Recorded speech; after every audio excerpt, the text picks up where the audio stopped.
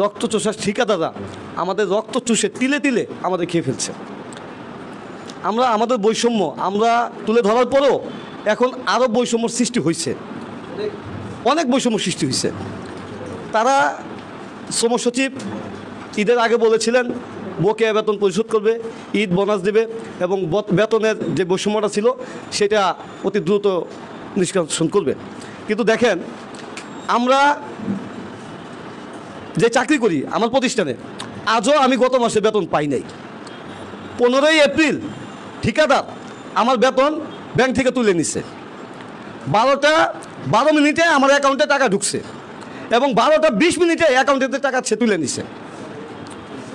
আজও পর্যন্ত আমি সেই বেতনটা পাই নাই। তার কারণ তার আগের মাসে অ্যাপসের মাধ্যমে আমি বেতনটা তুলে নিয়েছিলাম, আমার ফুল বেতনটা। আমার বেতন 20,000, ঠিকাদার আমাকে দেয় 12,000। তো এই জন্য সেই বেতনটা আমি এখনও পাই নাই। আমি লিখিত অভিযোগ জানাইছি।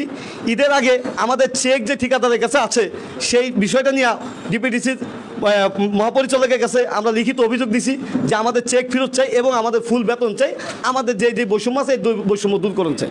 কিন্তু এটা তারা কোনো পদক্ষেপ নেয় নাই। গত 9 এপ্রিল নিউ কানেকশন দেওয়ার জন্য আমার এক ভাই মগবাজার ডিভিশনের কাজ করতে গিয়ে 15/15 আপনার রামপুরা সে ইন্তেকাল করছে শর্ট সার্কিট হয়ে। কাজ করতে গিয়ে বিদ্যুতের শর্ট হয়ে মই থেকে পড়ে গেছে। সেফটি ছিল না।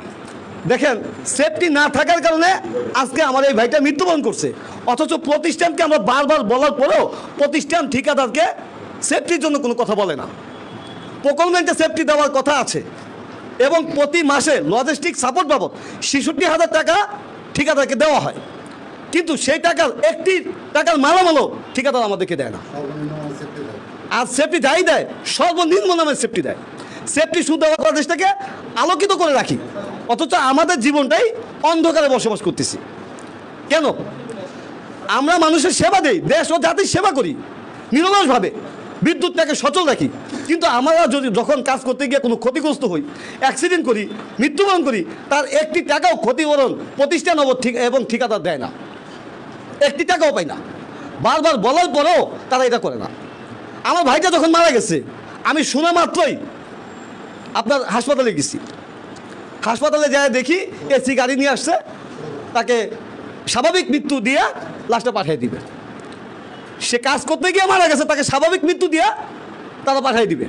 তখন সেটা বাধা দিছি, নেওয়ার পরে এটা ঢাকা মেডিকেল গেছে, এটা রিপোর্ট হয়েছে, কিন্তু এই রিপোর্টের কোনো প্রতিক্রিয়া এখনও পাইনি।